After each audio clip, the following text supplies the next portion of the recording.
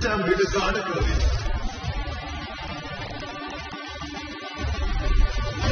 നാളെ കൂട്ടത്തോടെ തന്നെ നമ്മളെ ഉൾക്കൊള്ളിക്കും. അതെന്താ ചില തെറ്റി ഒറ്റന്മാരുണ്ട്, അവന്മാരെ സൂക്ഷിക്കും.